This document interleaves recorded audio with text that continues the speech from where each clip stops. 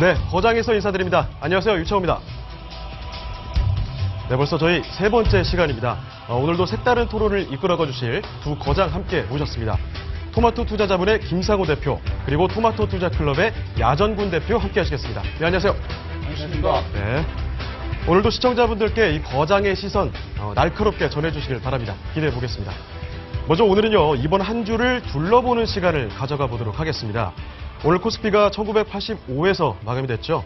장중 외국인과 기관이 매매 공방을 벌이다 결국 장 막판에 약간 상승하면서 1980선을 유지하고 있습니다.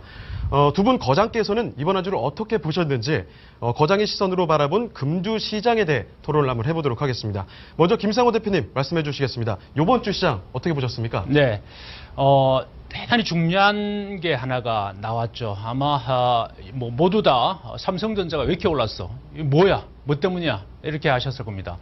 지난주 이 방송을 보셨다면 대단히 중요한 이슈가 나왔다 이렇게 볼 수 있는데요.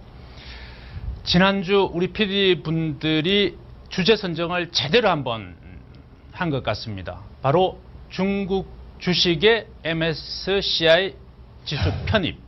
바로 그 부분이죠. 자, 우리는 결론을 어떻게 냈습니까? 저는 시장의 영향이 거의 없을 것이다 했죠. 야, 그게 삼성전자와 무슨 상관이냐? 잘 들어보세요, 여러분. 갑니다. 삼성전자의 상승은 바로 지난주 다뤘던 바로 이 주제와 직접적으로 연관이 있다. 바로 이겁니다. 우리가 첫 번째 시나리오를 이야기하면서 ADR, 중국 지수의 ADR이 100% 편입될 것이다 라고 이야기했고, 그렇더라도 시장의 영향은 미미하다 이렇게 봤던 것이죠. 그런데 어떤 일이 벌어졌느냐? 지난주 주 초서부터 기관들은 매도를 칩니다. 공매도를 치죠. 숏을 합니다. 왜? 바로 이 ADR이 100% 편입되게 되면 주가가 빠질 것이다에 베팅을 하는 것이죠. 그런데 똑같은 날, 그러니까 5월 말입니다. 그때 외국인들은 선물 매수로 대응을 해버립니다. 결국에 이건 뭐냐면 시장에 영향이 없을 것이다. 바로 제가 봤던 그 시장의 현상을 똑같이 예상을 한 것이죠. 외국인들이. 그리고 기관들은 반대를 받고요. 근데 어떻게 됩니까? 31일 날, 5월 31일 날 주가는 0.8% 상승을 내버립니다. 그러니까 기관이 어떻게 돼요? 아이쿠, 큰일 났네. 주가 빠질 줄 알았는데 손실이 나버리잖아요. 그러니까 삼성전자에 대해서 쇼커버링이 들어오는 겁니다. 이게 대단히 중요한 이슈가 되었죠. 결국에 삼성전자는 상승을 하는데 기관은 결국 그 이전에 공매도로 손실 보고 결국 손실 만회한 수준에 그쳤고, 그 수익을 온전히 챙긴 것은 결국에 외국인들이 되어버린 거죠. 그래서 우리가 이 지금 최근의 이슈들을 짚어보는 것들이 아마 여러분들 투자 전략, 오늘도 마찬가지입니다. 여러분들 투자 전략에 대단히 중요할 것이다 이렇게 봅니다. 왜? 가장 시적절할 때 주제와 이슈, 이제는 종목까지 이야기를 할 겁니다. 오늘 방송도 주목해 주십시오. 네, 알겠습니다. 김상호 대표님께서 우리 기관 투자자들과 이 외국인 투자자들의 베팅 상황이 달랐다, 이런 말씀을 해주셨습니다. 그래서 아무래도 어떤 블랙스완에 대한 대응이 중요했다는 이런 말씀을 해주셨습니다. 그렇다면 야전군 대표님께서는 이번 한 주 상황 어떻게 보셨습니까? 한 주 상황 보면 우리 개인 투자 여러분들한테는 대응하기 상당히 어려웠던 한 주가 아니었나 이렇게 생각을 합니다. 그 이유는 이제 삼성전자가 물론 130만 원에서 136만 원으로 해서 한 4~5% 정도 상승한 건 맞습니다.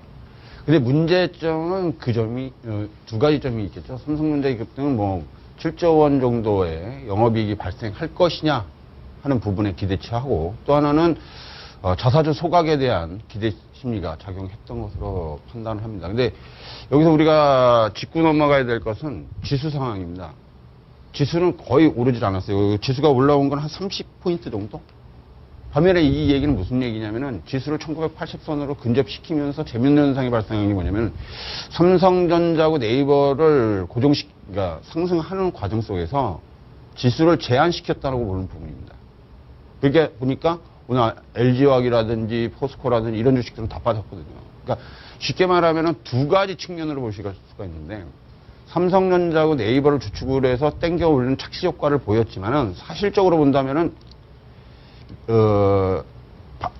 조선주나 철강, 화학주들이 집중 공격을 받음으로써 오히려 득보다는 실이 많았다. 이렇게 판단할 수 있는 부분이죠. 삼성전자 뭐 따라가신 분들도 있겠지만 그건 한 4%에서 5% 정도의 수익률밖에 나오지 않는데 그만큼 그 삼성전자가 우리나라 시장에 차지하는 비중이 크기 때문에 걔 하나를 땡기는데 나머지를 죽일 수밖에 없었던 그런 게 한 주가 아니었나 이렇게 판단을 합니다.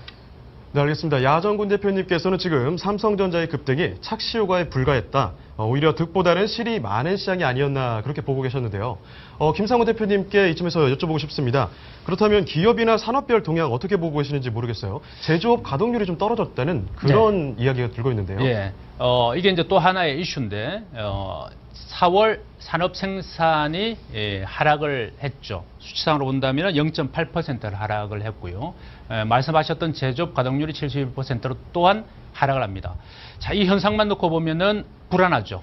그리고 악재가 더 많습니다. 호재보다도 계속 호재가 어쩌다 하나 나온다면 악재가 한 3개 정도 나와서 그냥 싹 시장을 싸하게 만들어버리고 계속 이제 이게 반복이 되는 것이죠.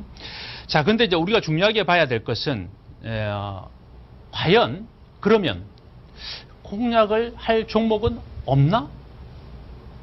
그러면 이제 뭐 하지 말란 말이냐? 이렇게 되어버린단 말이죠. 그런 불안한 심리가 더 어렵게 만든다. 자, 근데 업종별로 보게 되면 물론 안 좋은 업종이 더 많았죠. 산업생산이 전체적으로 떨어졌으니까.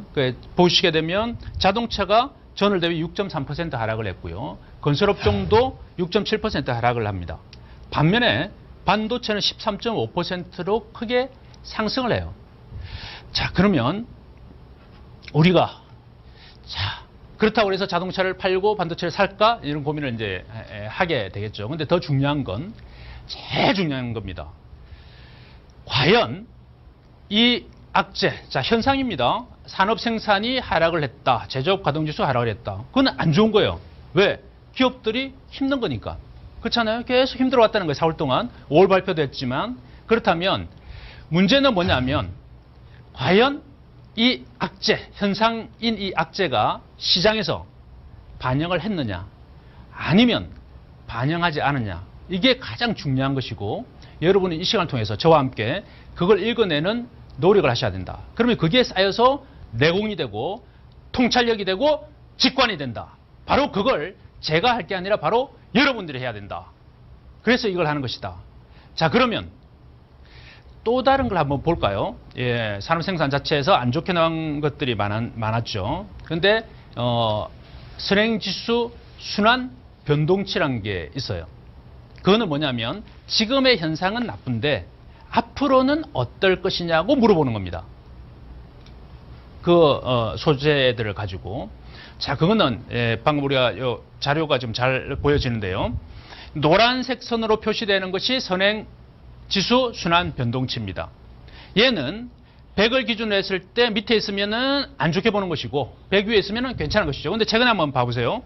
2015년 이후에 주가와 비슷하죠. 2015년 작년 상반기 기억하시죠? 주가 올라갈 때 선행지수 올라갔죠. 그리고 조정받았죠. 하반기 때. 그리고 올 초까지 조정받다가 다시 살짝 돌았습니다. 자, 이걸 봤을 때는 현재 요 수치만 놓고도 또 괜찮은 부분이 생기는 것이죠. 그리고 하나 더 제가 중요하게 보고 있는 지표가 설비 투자인데 설비 투자가 전월 대비 3.8% 증가를 했습니다. 자, 근데 전년 동기 대비해서는 감소를 했어요. 근데 중요한 3.4%입니다. 예. 3.4% 증가를 했는데 이건 기업이 지금은 내가 힘들다. 먹고 살기 힘들고 구조조정도 있고 나쁘다. 그러나 앞으로는 괜찮을 것이다. 이렇게 합니다. 그중에 투자는 어디 쪽에 많이 되느냐? 기계류와 운송 장비에 투자가 많이 돼요. 자, 그렇다면 미래에 대해서 예를 들어 자동차라면 미래 주행 자동차라든지 그런 부분에 있어서는 또 뭐 전기차라든지 이런 부분에 있어서는 지속적인 투자를 계속 하겠다, 하고 있다 이렇게 보는 것이죠. 또 하나 좋게 보는 것 수급입니다. 결국 이제 많은 것들이 수급에 들어가죠. 그래서 개인, 외국인, 기관이 치고받고 그 안에서 전투를 하는 겁니다. 근데 올 5월 수급이 거래 대금 기준으로 봤을 때 코스피는 16년 내 최고치를 경신합니다. 100조 원이 나왔죠. 올해 100조 원 넘은 적이 한 번도 없어요. 근데 5월 달에 일단 수급적으로는 양호하게 전개가 되고 있다. 처음으로 들어서고 있다. 이렇게 보고 코스피도 코스닥도 괜찮아요. 거래 대금 기준으로는 5월 최고치를 경신을 합니다. 물론 이제 거래량 기준으로. 근데 거래 대금 기준으로는 1월 달에 최고치였는데 70조 원. 근데 69조 9천 원은 거의 유사해요. 그래서 순환 변동치, 선행지수 순환 변동치, 또 설비 투자, 수급 등을 감안한다면 저는 일정 부분 또는 상당 부분 이 이슈에 대해서는 악재가 선반영되었다 이렇게 봅니다. 그래서 전반적으로 시장을 어렵게 보고 지수를 어렵게 보고 한다면 결국 이런 것들이 호재가 될 수 있는 부분은 어떻게 됩니까? 못 보게 되는 것이죠. 그래서 오늘 가장 중요하게 이 산업 생산 또는 악재 선반영, 미반영을 통해서 여러분들께 말씀드리고자 하는 것은 반영되고 난 다음에 주가 종목을 봐라. 지수를 보지 마라. 네, 그게 가장 중요한 이슈입니다. 네, 김상호 대표님의 말씀 들어봤습니다. 요약을 해보면요. 전반적으로 시장을 너무 두려워하지 말라. 그러니까 선행지수나 설비투자, 수급 상황을 보면 나쁘지 않은 부분이 있다는 말씀해 주셨고요. 결국 종목을 보고 우리가 베팅을 해야 된다. 이런 말씀이신 것 같습니다. 네, 그렇다면 야전군 대표님께서는 이에 대해서 좀 덧붙이고 싶은 말씀 있으신지요? 네, 그렇습니다. 지금 김상호 대표가 말하는 것은 어떻게 보면 펀더멘탈적인 측면이고요. 펀더멘탈 측면적으로 본다면 여러 가지 문제점을 가지고 있는 부분도 있고 그렇지 않은 부분도 있습니다. 그러나 우리가 봤을 때 우리는 여긴 주식시장은 돈을 가지고 전쟁을 치르는 곳이에요. 그렇기 때문에 이게 쉽게 말하면은 돈이라는 것은 우리가 볼 때는 병력이라고 볼 수가 있죠. 군인들은 어디다 투자를 하고 어느 지역에서 전투를 치를 것이냐가 중요한 부분이거든요. 근데 이번에 보시면은 지수는 1955에서 1985에 한 30p 정도는 들었어요. 예상 수치는 부합을 했지만 문제는 이번에 삼성전자 급등은 그냥 단기적으로 봤을 때는 영업이익이 7조 원대로 올라갈 것이다 하는 부분하고 그 다음에 쇼커버링이 걸린 이유가 이제 자사주 소각 부분이 있습니다. 그래서 그 두 개의 재료가 발동하면서 올라는 갔는데 결국에는 그것이 지수의 코스피 지수의 급등과는 연결되지 않았어요. 삼성전자 계속 땡기는데 지수는 조금 보합선에서 왔다 갔다. 이 얘기는 뭐냐면 지수를 묶었다는 얘기가 나옵니다. 이 얘기가 나오는 거는. 그 덕분에 오늘 LG화학은 짱뜬봉 맞으면서 봤는데요. 자, 여기서 혹시 차트를 좀 보여주실 수 있나요? 삼성전자에서 우리가 고민을 해야 될 부분은 뭐냐면은 삼성전자 영업이익이 7조 원이 과연 진짜로 매출이 일어나서 매출이 증가해서 영업이익이 증가한 거냐 아니면 매출은 그대로인데 직원들을 대량으로 정리하고 권고사직을 시켜서 인건비를 줄여서 영업이익을 맞췄냐가 중요한 부분이에요. 실제로 만약에 그런 사태가 벌어지려면 이번에 영업이익을 볼 때 무엇을 포인트로 보셔야 되냐면은 복지후생 임금 부분을 잘 보실 필요가 있어요. 그 부분에서 만약에 축소현사 전분기 대해서 전분기에는 예를 들어서 전분기에는 임금이 5천억 나갔는데 이번에 3천억 나갔다. 그럼 2천억이 줄어들었겠죠. 그것은 분명히 영업이익으로 붙여버렸을 겁니다.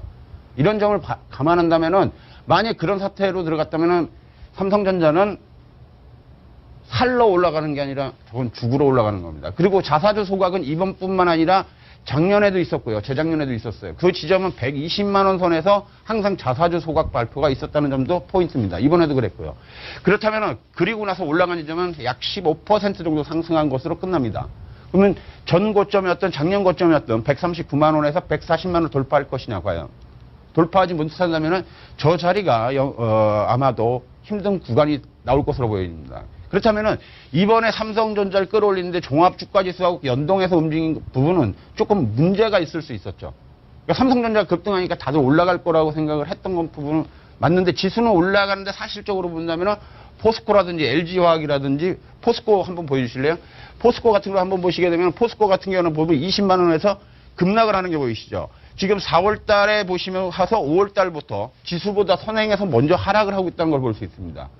이 특징은 뭐냐면은 LG화학이나 포스코의 위치를 보게 된다면 어떤 특징을 가지고 있는데 선행해서 빠지고 있었다는 걸 알 수 있습니다. 즉 지수가 꺾이기 직전 마지막으로 슈팅이 걸려 들어가는 지점에서 본다면은 항상 본다면은 우리나라가 지수가 2016년 1월 달에 빠지고요. 그 다음에 그 예전 걸로 좀 보여주실래요? 작년 거? 2015년도 상황을 한번 볼 필요가 있습니다. 2015년도에도 보시면 지수가 빠지는 부분이 있는데 그게 작년 4월에서 5월입니다. 그때 당시에 보면 LG화학이 먼저 빠지고 있었다는 걸 알 수 있어요. LG화학 차트 열어주세요. LG화학을 보시면은 작년 4월, 5월에서 보시는 것처럼 먼저 선행해서 빠지는 부분이 나오고 이번에도 보면은 선행해서 빠지고 있는 부분이 나옵니다. 이 부분이 포인트로 들어갈 수 있는 부분인데 화학주가 빠졌던 이유는 여러분들이 생각하는 것처럼 유가하고 이따 세 번째 시간에 유가가 있을 텐데 유가가 분명히 50%를 치는 순간에 먼저 선행해서 빠졌다는 겁니다. 이 얘기는 유가하고 그동안에 우리가 생각했던 것처럼 화학주들이 유가와 연동해서 움직였다고 볼 수 없는 부분입니다. 많은 시청자들이나 투자자들은 우리가 유가와 연동해서 화학주가 움직인다고 판단하고 있었어요. 그래서 화학주들이 많이 빠진 것은 유가가 많이 하락했기 때문에 빠졌다라고 판단할 수 있는 부분인데 그렇지 않다는 겁니다. 실질적으로. 유가가 26불을 터치하고 이번에 50불대까지 올라오는 선에서 오르는 건 그냥 기술적인 반등 내지는 여러 가지 복합적인 요인이 발생하겠지만 유가가 50불을 보는 전에 먼저 화학주들은 하락세를 보이고 있었음으로써 그동안 언론에서 얘기했던 것처럼 유가 이코로 화학주와의 연결고리는 찾을 수 없었던 것을 알 수 있습니다. 반면에 삼성전자도 이번에 보시는 것처럼 반도체주와 반도체 필라델피아 반도체 조금 이따 할 건데 필라델피아 반도체 때문에 올라갔다. 그거는 말이 안 돼요. 왜냐하면 그렇다면 하이닉스가 지금 신고가에 가 있어야 됩니다. 그 때문에 그 부분도 연결고리를 찾을 수가 없는 부분이기 때문에 이 부분은 슈팅 구간에서 착시적인 즉 지수를 조절하게 하는 특징이 하나밖에 볼 수 없다. 즉 삼성전자가 시가총액으로서 보는 우리나라에서 18%를 차지합니다. 전체 시장에.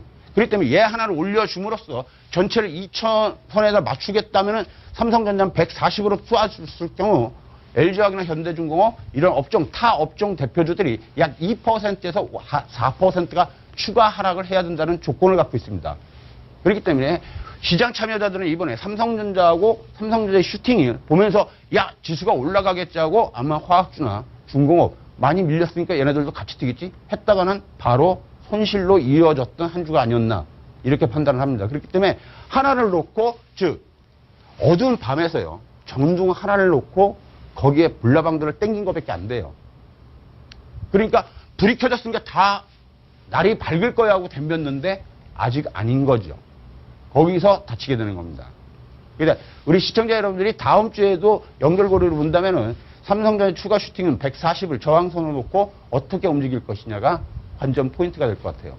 저는 좀 반대 의견이 있어요. 이 부분에 있어서. 네, 그러니까 대표주를 이제 이야기를 해주셨단 말이에요. 삼성전자는 좋고 이제 나머지는 안 좋다 말씀하셨는데, 근데 그 외에 또 주식들이 많단 말이죠. 부품주들이 있고, 저는 대체적으로 올해 지금 시그널을 드린 게 뭐냐면은 코스피보다는 코스닥이 괜찮을 것이다 이렇게 지금 그건 말씀을 5년 전부터 드렸거든요. 예측이 됐죠. 그렇죠.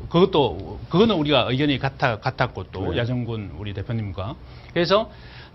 제가 이제 이야기하고 드리고자 하는 것은 삼성전자를 공략을 잘 안 해요. 대형주의 다른 것들은 잘 건드리더라도 개인들이 물론 이제 금액 크신 분들은 하지만, 근데 삼성전자를 보면서 상상할 수 있는 종목들이 나올 수 있다는 자신감을 얻을 수 있죠. 그거는 가져야 된단 말이죠. 그게 수급에 의해서 이루어졌던. 그걸 이제 다음 또는 시간에. 다른 게 다음 타임에. 그런 것들. 좀 용기를 주셔야 돼요. 너무 안 좋은 이야기만 하셔서. 얘들이 현상을 알아야 되지만 그 현상을 알더라도 뭔가 할 수 있다라는 것은 분명히 있다. 이렇게 봅니다. 네, 알겠습니다. 야정군 대표님의 말씀을 좀 종합해보면 삼성전자는 급등을 했지만 타업종 대표주들은 하락을 했다. 그러니까 종목을 신중히 봐야 된다. 이런 말씀을 해주셨습니다. 네, 이렇게 한 주 시장 상황에 대해서 두 분의 자세한 분석 들어봤습니다. 네, 고맙습니다. 그럼 이번에는 주제를 하나 가지고 토론을 해보도록 하겠습니다. 이번 주제는요, 반도체주 급등에 대한 이슈입니다. 앞서 두 대표님의 금주시장 진단에서도 말씀해 주셨듯이 이번 주에 반도체주에 관한 이슈가 화두가 됐습니다. 반도체주가 급등하고 나섰는데요. 특히 야정군 대표님 말씀대로 삼성전자가 어제 오늘 급등하는 모양새를 보였습니다.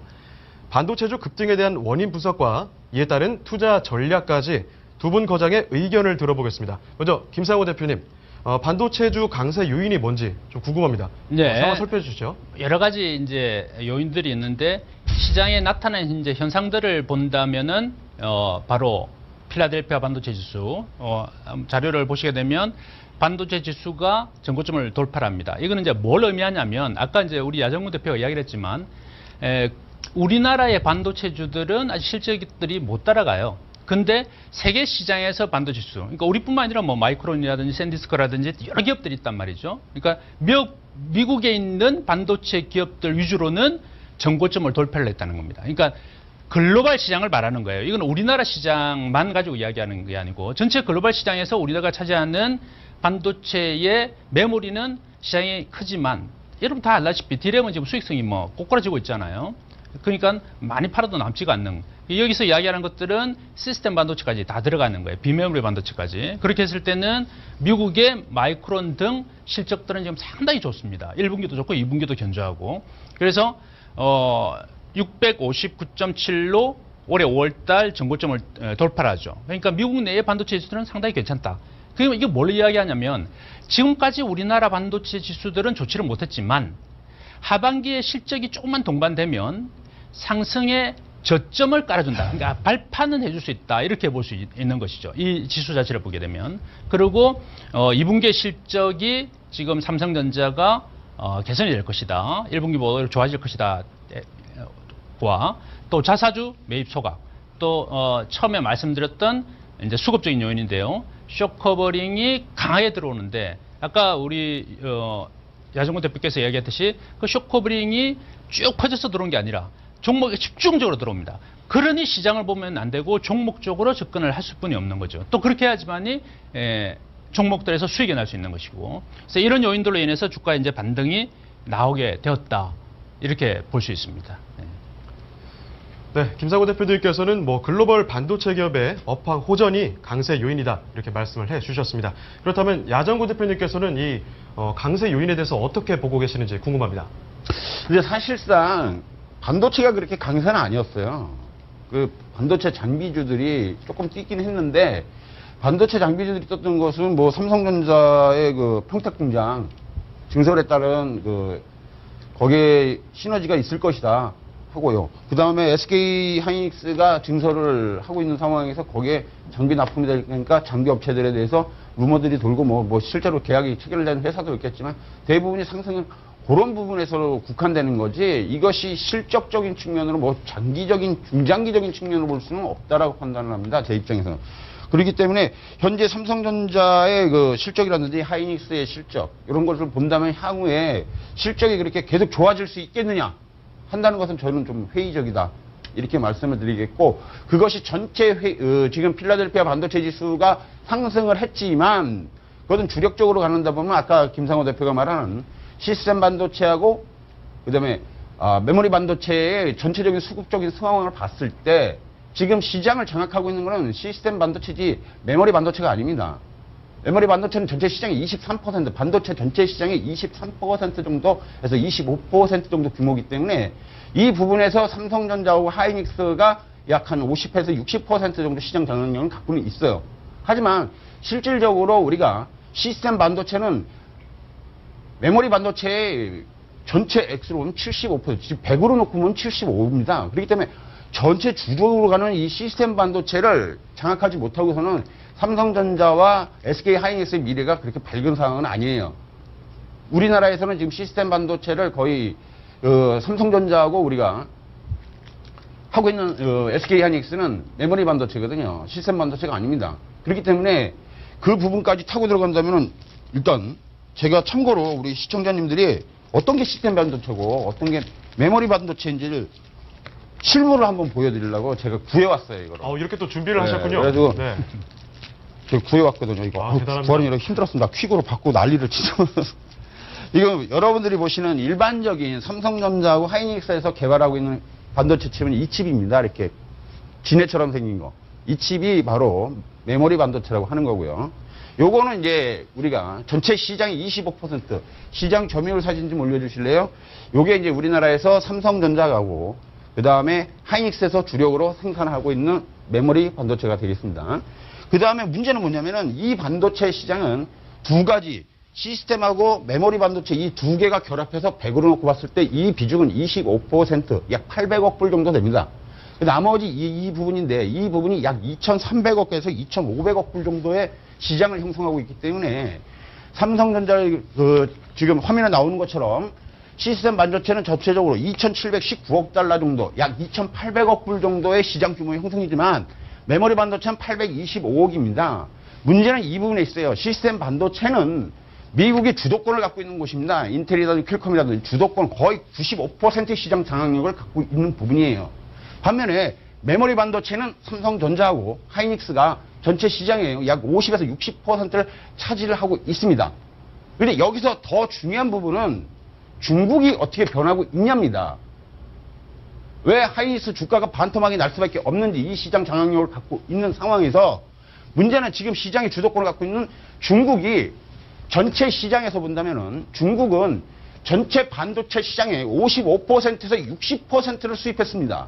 이건 굉장히 중요한 부분이에요. 즉 가격 결정권을 가질 수 있다라고 보는 부분입니다. 즉 구매자가 중국으로 국한되어 있기 때문에 전 세계 반도체 회사들이 중국에 납품하기 바빠요. 즉 작년 2015년도 기준으로 본다면은 중국이 원유, 석유를 수입하는 금액하고 반도체를 수입하는 금액을 봤을 때 반도체 금액이 더 큽니다. 이 얘기는 뭐냐면 어마무시하게 지금 반도체를 사들이고 있다는 얘기죠. 전체 시장 규모로 봤을 때. 이거에 국한해서 하이닉스도 뭐 5만 원까지 갔던 부분이고요. 그런데 세계 모바일 시장의 80%를 중국에서 소비를 합니다. 그 다음에 PC 부문은 62%를 차지하고 있고요. TV는 57% 이상을 생산해내고 있습니다. 또한 반도체는 55% 이상을 소비한다고 되어 있습니다. 이것은 굉장히 중요한 부분입니다. 전체 시장으로 봤을 때 반도체 시장을 거의 장악하고 있다고 볼 수 있는 부분이에요. 중국이. 소비 강국이란 얘기죠. 그러면 여기서 하나 더 짚고 넘어가야 될 부분 바로 이 부분이 있습니다. 바로 중국이 정부가 그러면 이렇게 많이 소비를 하다 보니까 어떻게 되겠어요? 내가 만들어 쓰자라는 생각이 들겠죠.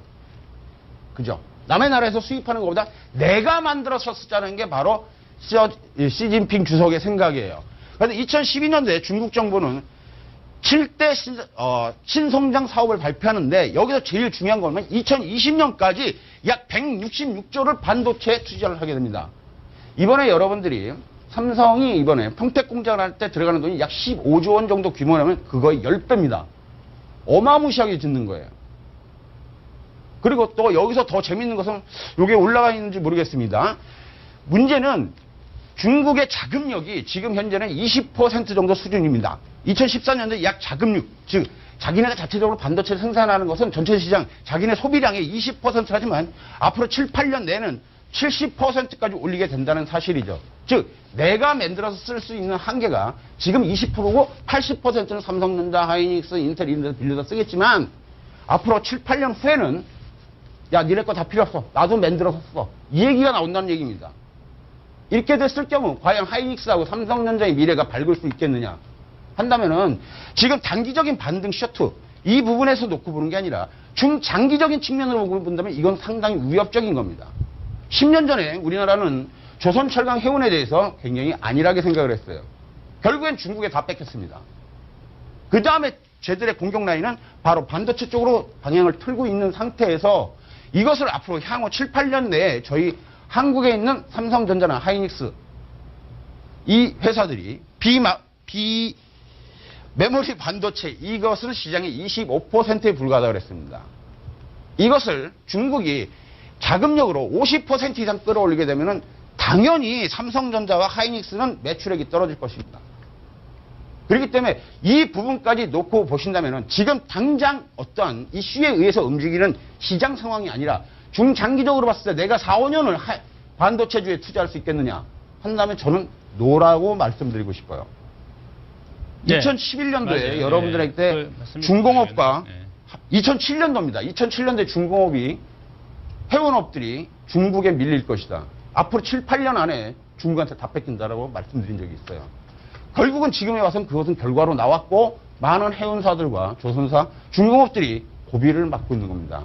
그렇다면 우리도 미래적인 측면으로 본다면은 여러분들은 주식에 투자하는 것이지 미래의 가치에 투자하는 겁니다. 미래의 가치가 성장 동력이 있냐 없냐를 봤을 때 강력한 경제를 받고 있는 상황에서 그것을 어떻게 치킨 게임에서 살릴 수 있겠느냐 하는 부분을 심도 있게 고민하셔야 될 것입니다. 네, 알겠습니다. 지금 맞아요. 야정구 네. 대표님 말씀 잠시만 요약을 해보면요. 그럼 시스템 반도체의 약진, 그리고 또 반도체주의 중국의 영향력이 정말 거대하다. 그렇기 때문에 중장기적으로 봤을 때는 주도주가 될 수 없지 않을까, 이런 말씀을 해주셨는데, 이에 대해서 김상호 대표님께서는 좀 다르게 분석하실 것 같다는 생각이 듭니다. 장기적으로 보면은 동의합니다. 저도 똑같아요. 제가 이 시간을 통해서 중후 장대형 산업은 IT, 삼성전자도 위험하고 현대차도 위험하다. 현대차도 구글의 부품 회사가 될 수 있다. OEM 회사가 될 수 있다. 이런 이야기를 들었잖아요.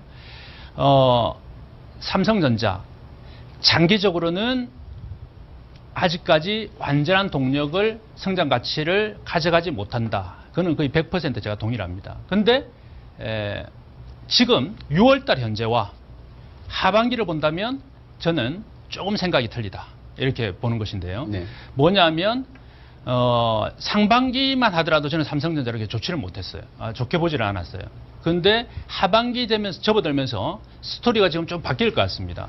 뭐가 바뀌고 있냐면 세계 시장에서 낸드 플래시의 점유율이 빠르게 올라가고 있는데, 아시다시피 낸드 플래시는 삼성이 독주 체제거든요. 근데 마이크론이 이제 그걸 하겠다고 나섰습니다. 근데 이 낸드 플래시라는 게 독주를 하고 있었는데 수익이 안 났어요. 이때까지는. 이게 뭐냐면 투자만 계속 했단 말이죠.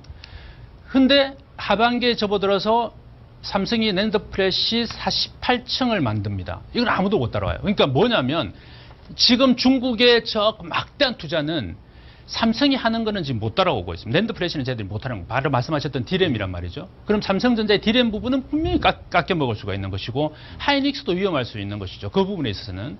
근데 낸드 플래시는 하반기에 수익이 될 수 있다는 것과, 그래서 수익성이 D램 쪽에서 안 좋았던 걸 어느 정도 커버할 수 있다는 게 없던 게 이제 생겼다. 저는 이제 그걸 좋게 보는 것이고, 또 하나는 뭐냐면 미래 성장성이 안 보였어요. 삼성전자가. 그래서 이제 뭐 다른 이걸 한다 저걸 한다. 그나마 이제 바이오는 그쪽으로 새로 이제 진입을 해서 뭔가 이제 하겠다는 게 보여지기는 하는데, 그것조차 이제 아직까지는 시간이 좀 많이 길어 보이고. 근데 최근에 이제 전장 산업, 그는 이제 자동차용 반도체와 차량용 디스플레이를 이야기하는데, 이 부분에서 좀 빠르게 움직이는 것 같습니다. 발 빠르게. 사실은 좀 뒤쳐져 있죠. LG노텍보다 한참 뒤쳐져 있는데, 삼성이 좀 더 빠르게 움직인다면 시장 점유율을 분명히 없던 거, 무에서 유를, 그 기업 삼성전자 입장에서는 무에서 유를 창조하는 것이니까 일단은 미래 성장 동력, 이게 뭐 대단한 것은 아니지만 없던 게 새로 보인다는 것. 그래서 저는 주가가 단순히 수급에 의해서만 움직였다기보다는 최소한 삼성전자가 꼬꾸라져서 다시 빠지지 않는, 그래서 시장의 안전판 역할 정도는 해줄 수 있고, 좀 더 기대한다면 점진적인 상승도 하반기에는 가능하지 않겠냐. 저는 이렇게 좀 보는 것이죠. 그래서 2017년, 18년, 19년을 본다면 저도 마찬가지예요. 삼성전자가 예전에 누렸던 그 어떤 좋은 것들을 다시 누리기는 저는 쉽지 않다 이렇게 봅니다. 다만 6월 달과 하반기만 놓고 본다면 좀 주목할 필요가 있고, 그로 인한 투자, 그러니까 반도체, 플렉시블 OLED 등을 투자를 더 하겠다고 했단 말이죠. 그렇다면 그 관련 부품주들의 움직임은 당연히 좋아질 수 있겠죠. 그러니까 항상 주가가 OLED가 소형화는 삼성이 잡고 있고 대형 쪽은 LG가 잡고 있잖아요. 그러니까 TV용, 우리 지금 보시고 있는 TV용은 LG예요. 근데 왜 LG 디스플레이 주가는 왜 이렇게 안 가?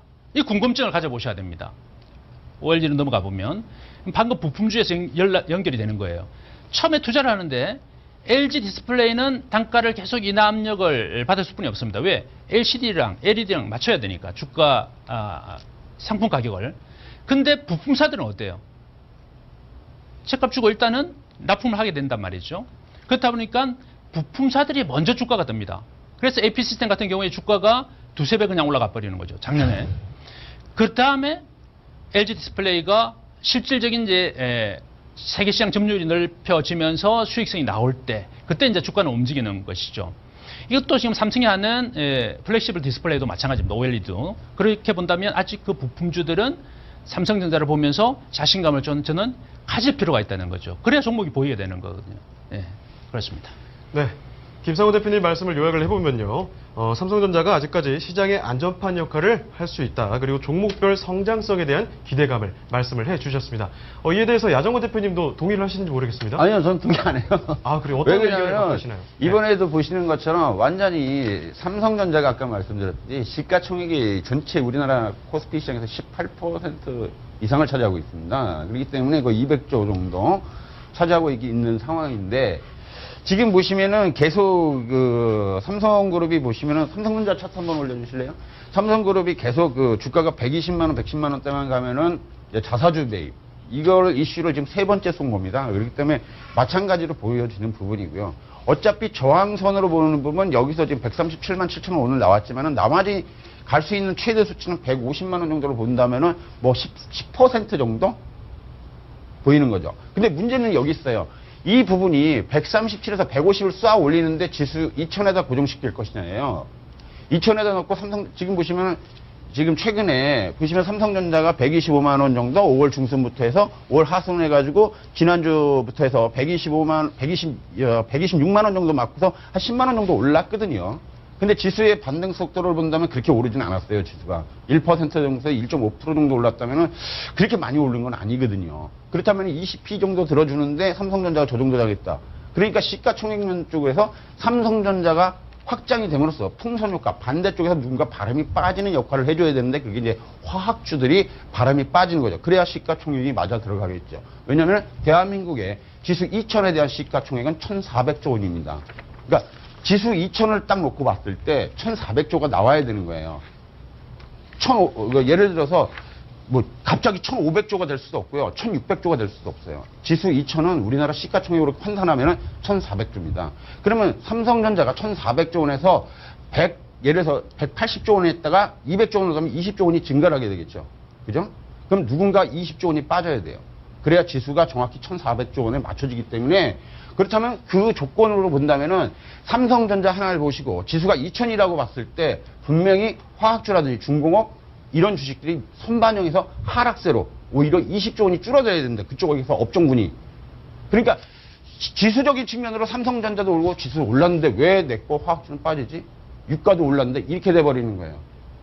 그러니까 지수 2000을 묶어놓고 보신다면은 삼성전자가 예전에 2011년도에 보시면은 2011년도 좀 보여주실래요? 2011년도에 반대 의견하고 똑같은 이야기인 것 같은데요. 저도 중후장대가 안 된다. 제가 말씀드린 건 뭐냐면 지금 2011년도로 이렇게 보시면 삼성전자가 상승한다는 게 75만 아니라 원이에요. 삼성전자가 상승하니까 삼성전자를 사려는 게 아니라 삼성전자가 빠진다고 생각하세요. 그러면 아래쪽으로 저거 이제 다음 달에 죽는다니까요? 다음 달 전반적으로 삼성전자 계속 빠질 것이다. 그쵸? 하반기에는. 네. 그러면은 8월 달 되면 한 120만 원 갈 거래. 지수까지도 다 빠지고 내려갈 것이다. 그렇죠. 그러면 아무 종목 하지 마라. 아무 종목이나 하는 게 아니라. 그러니까 왜 그러냐면은 저는 똑같은 건데 지금 다르다고 이야기하시니까 제가 여쭤보는 게 예. 삼성전자가 지금 137만 원이면은 타켓거리로 봤을 때 지난번 타켓거리는 140이에요. 그러면 엄밀히 말하면은 이제 삼성전자 좀 이렇게 축소해 보실래요? 삼성전자 타켓거리를 보면은 150에서부터 150, 저기 맨 꼭대기가 158만 원이거든요. 네.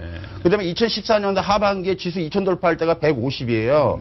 2014년도에 다시 2000을 왔을 때는 150입니다. 근데 2015년부터는 150이고 2015년 하반기가 중요해요. 2015년 하반기에 분명히 2070을 넘었어요. 작년에. 맞죠? 근데 삼성전자는 150을 못 갔어요. 근데 문제는 140에 멈췄습니다. 이 얘기는 뭐냐면 내가 이야기하고 지수가 지금 1985인 상태에서 야정호 대표님 15포인트를 말씀 이어서 좀 듣고 다시 15포인트를 올린다고 그래도 삼성전자는 140으로 고정된다면 문제가 커지는 거예요. 왜 그러냐면 주식이라는 것은 선도주가 되려면 같은 지수 예를 들어 2000원이 왔을 때 다음번 2000에 왔을 때는 이 주가가 강한 놈이라면 150이면 다음엔 160이 와야 되는 겁니다. 근데 150 왔는데 140으로 왔다면은 같은 고점 거리에서 같은 지수 대비로 했을 때 고점이 낮아지고 있으면 그건 굉장히 위험해지는 거예요. 그건 굉장히 위험한 겁니다. 그거는. 왜? 지수 착시 현상 때문에 많은 투자가들이 야 지수 2,000 왔으니까 내 건 가겠지. 그게 현대중공업이고 LG화학이고 포스코인 거예요. 지금까지 우리나라가 2,000 안 왔습니까? 5년 동안 2,000 왔지만 포스코가 60만 원에서 16만 원까지 떨어질 수밖에 없었던 이유는 바로 삼성전자가 75만 원에서 150만 시가총액을 100조 원을 늘렸단 말입니다. 2000선에서 100조 원을 늘려버리면은 업종군에서 누군가는 100조 원이 빠져야 되는 거예요. 그렇기 때문에 웬만한 대형주, 업종으로 본다면 조선철강, 해운, 화학정유 얘네들 다 합해도 한 300조에서 400조 정도 됩니다. 이쪽에서 25%에서 30%가 전부 다 두들겨 맞을 수밖에 없는 구조예요. 이것이 우리나라 시가총액의 비밀입니다. 많이 주식하시는 분들이 우리나라 시가총액과 지수와 종목 간의 연결고리를 못 잡아요. 그냥 단순하게 종목 하나 보고 처음에 지수 물어보세요. 지수가 올라간데 내 거 올라갈까요? 전혀 그렇게 연결 짓는 게 아니고요. 일단 큰 틀에서 종합주가지수의 시가총액을 1,400조로 놓고 거기서 쫙 맞춰야 되는 거거든요. 그러면 한쪽이 오르면 한쪽은 반대로 밀리는 현상이 계속 발생하는 겁니다, 지금. 물론 거기에는 여러 가지 이유가 있어요. 실적 악화라든지 뭐 여러 가지 시장에서 안 좋은 뉴스도 던지고 땡기기도 합니다. 그러면 이번에 같은 경우는 방금 조금 아까 말씀드렸던 반도체 주식에서 보세요. 지금 삼성전자는 반도체 아까 말씀드린 것처럼 뭐 랜드프레시 이렇게 말씀을 하셨는데 아까 제가 말씀드리고 있는 건 중국의 칭화그룹이에요. 칭화그룹을 여러분들이 들으셨을 겁니다. 칭화그룹은요. 중국의 칭화대학이라고 해서 국립대학입니다. 이 대학에서 칭화홀딩스라는 회사를 설립해서 자기네 이 대학이 설립한 겁니다. 칭화홀딩스는. 이 칭화홀딩스가 바로 이 칭화그룹을 지배하고 있는데 이 166조, 중국에서 반도체주에 166조를 투자할 수 있는 건 바로 이 루트로 들어가는 겁니다. 이 칭화그룹은 2012년부터 전 세계의 반도체 회사들을 사들이고 있어요. 이번에 작년에 마이크로 거기는 인수하려다 미국에서 거부를 했거든요. 정부로 해서. 그래서 그게 230억 불입니다. 우리나라는 한 23조 원 정도에 인수하려고 했는데 그게 이제 미국 정부에서 이 기술이 유출될 것 같아 얘네들한테 그래서 자른 거예요. 그래서 중국이 지금 다변화를 쓰는 방법 중에 하나가 뭐냐면은 지금 중국에서 아까도 말씀드렸지만 중국이 전 세계에서 반도체 55%를 흡수하고 빨아들이고 진공청소기처럼 쫙쫙 빨아들이고 있습니다. 그런데 이걸 해외에서 들어야 되거든요. 근데 조건을 내세우기 시작해요. 앞으로 중국 내에서 판매하는 상품의 전자제품에는 중국 내에서 만들어낸 반도체를 장착하라는 거예요. 즉 한국 평택 공장에서는 반도체가 중국으로 못 들어간다는 얘기입니다. 그래서 인텔도 중국에다 현지 공장을 짓는 거고요. 이게 굉장히 중요한 부분입니다. 이거는 중국이 두 가지 측면을 노리고 있는 거예요. 하나는 반도체 전 세계 보면 하이닉스도 중국에서 해야 되죠. 삼성전자도 중국에서 공장을 줘야 됩니다. 왜? 거기서 생산해서 중국에서 자체 생산으로 자체 내국적인 것을 움직이겠다는 뜻이에요. 이거는 거시적으로 본다면 굉장히 중요한 의미를 갖고 있습니다. 즉, 이 얘기는 뭐냐면 자국 내 생산 시설을 갖추게 함으로써 뭐가 되냐면 고용 창출을 갖는 겁니다. 중국의 지금 경기도 상당히 안 좋습니다. 이것을 임의적으로 하는 게 뭐냐면 야, 니들 인텔이든 삼성전자든 SK하이닉스 우리나라에서 중국 내다 공장을 줘. 그리고서 납품해. 이 조건을 달아버리게 되면 안 할 회사가 없어요. 해야 돼요. 그렇게 되면 그 현지에 생기는 거 뭐가 생길까요? 공장을 짓게 되면 근로자들이 필요한 겁니다.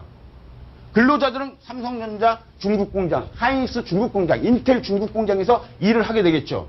그렇게 되면 어떤 결과가 나올까요? 고급 기술 인력을 생산하게 되는 겁니다. 중국은 앉아서. 그러면 아까도 말한 자급적으로 본다면 2025년까지 중국의 자금률이 70% 올라갈 수 있다는 얘기는 뭐냐면은 그 중국에 지어지는 SK 하이닉스라든지 삼성전자, 인텔 이런 대규모 국제적인 반도체 회사들이 중국에 공장을 집으로써 중국인들을 갖다 쓸 것이고 그 중국인들은 기술력을 갖게 되겠죠. 그들이 곧 중국 칭화그룹의 반도체 회사에 다시 역수입됨으로써 그들은 반도체 강국을 꿈꾸고 있는 겁니다. 근데 이것이 일시적으로 본다고 했을 때 장기적인 흐름으로 본다면 우리가 삼성전자를 아까도 김상호 대표는 뭐 했던 말씀을 하셨지만 제 입장에서는 삼성전자는 지금 굉장히 악수를 두고 있는 거예요. 그리고 거기엔 또 정부도 문제가 있습니다. 왜 그러냐면 이번에 정부에서는 고배당 정책을 썼어요. 삼성전자는 배당을 한다고 했는데 130만 원짜리를 지금 여러분들 아주 삼성전 130만 원대입니다. 그런데 배당 수익률이 1.2%밖에 안 돼요. 근데 제가 말하는 걸 잘못 받아들이신 것 같아요. 네. 제가 삼성전자를 좋다라고 이야기한 게 아니고 그러니까 그 안에 종목이 있다는 거죠. 무슨 이야기를 드냐면은 삼성전자가 네. 최소한 받쳐줘야지 시장 논리가 뭐 어떤 걸 들어가든지 볼 수 있는 여지가 생긴단 말이죠. 그러니까 거기에 삼성전자까지 다 빠진다라고 대형주가 다 빠져버리면 거기서 착시가 그러면- 온다니까 지금. 그러니까 제가 이야기 드린 거는 그러니까 지금 보세요. 삼성전자 네. 받쳐놓고 안 받친 거 아니잖아요. 그러면 받쳤는데 제가 보세요. LG 가 반대로 물어보잖아요. 그렇죠. 그러면은 종목을 하지 마라. 주식 떠나라.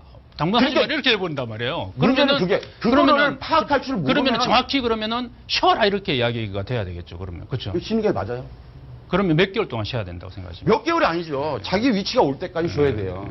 그게 어느 정도라고 보시요? 어느 정도는 우리가 결정할 부분이 아니죠. 네. 왜? 그 시장의 주인이라는 애들이 외국인들이 결정할 겁니다. 어쨌든 뭐 시라 그런 데서 우리 투자들이 쉬지도 않을 테고요. 네. 시청자분들이. 야정군 네. 대표님의 말씀에 대해서 김상훈 대표님께서 약간 다른 결로 조금 접근을 하고 계신데요. 이에 대해서 잠깐만 짚어주시고 네, 네. 저희 최선호주 또는 앞으로 투자 전략에 대해서 말씀을 좀 부탁드리겠습니다. 네, 그래서 저는 이제 그 시각이 전체적으로 똑같아요. 중후장대는 안 된다. 그래서 뭐 화학이든 철강이든 조선이든 당연히 내가 말씀드렸고 그것도 뭐 둘이 같이 의견이 같이 동일했었죠. 근데 시각 자체를 조금씩 이제 바꿀 수 있는 업종이나 또는 종목들 그건 항상 우리가 바라볼 수 있어야 되는 것이고 그렇게 본다면 저는 보인다 쪽이고 최선주도 그런 관점이에요. 그래서 제가 오늘 말씀드린 종목은 반도체 내에서 이제 여기 대본에 이제 우리 PD님께서 원하신 게 반도체 내에서 최선호주는 뭐로 갈 거냐? 그러면 그게 좋다 안 좋다가 아니라 그 내에서 그나마 이게 낫다라고 그래서 제가 삼성전자를 이야기하는 거예요. 그러면 삼성전자를 어떻게 바라보라는 거냐면 삼성전자가 그래도 올라주고 있고 시장 안정만 빠지지 않고 저는 삼성전자가 추가적으로 급락이 나오고 시장을 다 망가뜨리고 절대 그렇게 보지 않아요. 삼성전자가 받칠 것이라고 봅니다. 어느 정도는. 그래서 그렇게 된다면 시장 안전판 역할 정도는 해줄 수 있을 것이다.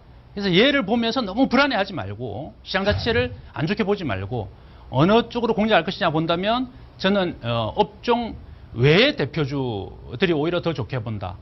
그래서 이 시간에 제가 종목을 다 한 종목 이야기했을 거예요. 바로 KT입니다. KT는 뭐냐면 IT는 아니죠. 통신이란 말이에요. 근데 저는 항상 이제 가장 이 시간을 통해서 여러분께 지속적으로 이야기 드릴 게 있을 거예요.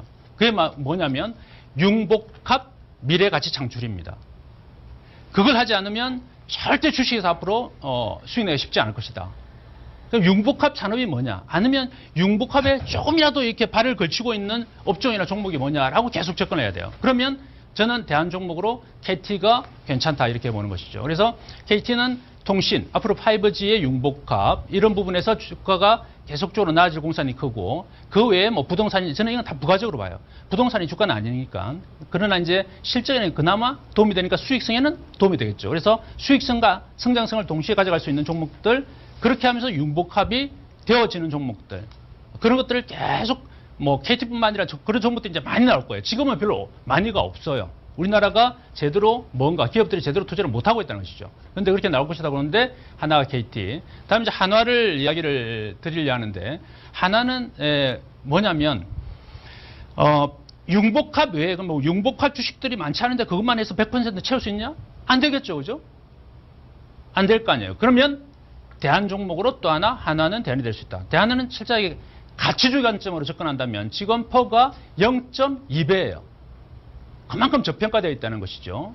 대형주 중에서 퍼가 0.2배 종목 찾기가 쉽지 않을 겁니다. 근데 작년에 지금 한화가 하는 것들은 그나마 중후장대 쪽을 하고 있지만 나쁘지 않던 쪽으로 하고 있다. 다른 것들은 잘못 건드렸다가 다 까먹고 뭐 이런 식인데 하나는 그래도 지들이 잘하는 걸 계속 영입을 하고 있어요. 화학 또는 뭐 군수물자 또는 태양광 남들이 안 하는. 그래서 결국에는 수익성을 돌려 세우죠. 남들은 다 적자 보는데 태양광에서 하나만큼은 흑자를 봅니다. 그러니까 그런 관점에서 본다면 얘는 성장성보다는 현재의 낮은 퍼 저평가와 그나마 받쳐지고 있는 다른 종목 대비해서 받쳐지고 있는 수익성을 보면 하나는 괜찮을 것이다. 그래서 KT와 하나 정도는 저는 중장기적으로 아까 뭐 중장기적으로 할 종목이 전혀 없다고 말씀하시는데 저는 반대로 중장기적으로 얘들을 본다면 저는 충분히 성공 요인이 있다 이렇게 봅니다. 네, 알겠습니다. 오늘 그 반도체주에 대해서 굉장히 뜨거운 토론이 이어지고 있는데요. 시간 관계상 여기서 마무리하도록 하겠습니다. 그렇다면 두 분께서 반도체주에 대해서 여러 가지 이야기를 해주셨는데 마지막으로 짧게 정말 한마디로 좀 조약을 부탁드리겠습니다. 먼저 김상우 대표님.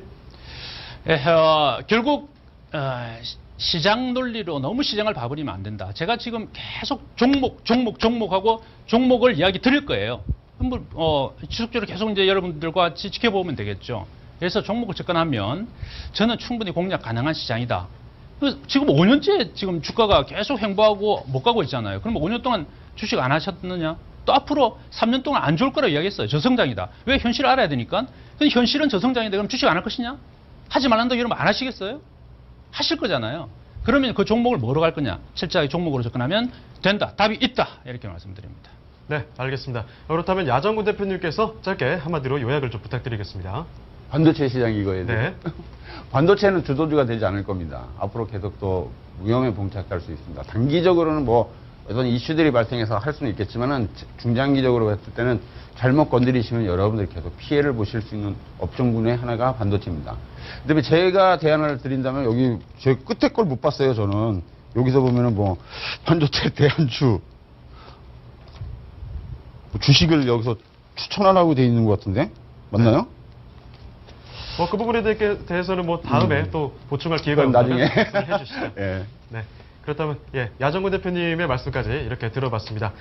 저희가 오늘 저희가 이렇게 반도체주에 대한 이야기 굉장히 뜨겁게 토론을 해봤습니다. 사실 더 저희가 준비했던 주제가 있는데 시간 관계상 여기서 줄여가도록 하겠습니다. 네. 오늘 유난히 치열하게 또 알찬 내용을 가지고 한 시간이 이렇게 흘러갔습니다. 두 거장과 함께하는 시간 오늘 여기서 인사드려야 할 것 같은데요. 네, 다음 주 시간에도 두 거장과 함께 하시면서 거장의 해안 가져가시길 바랍니다. 네, 다시 뵙겠습니다. 고맙습니다.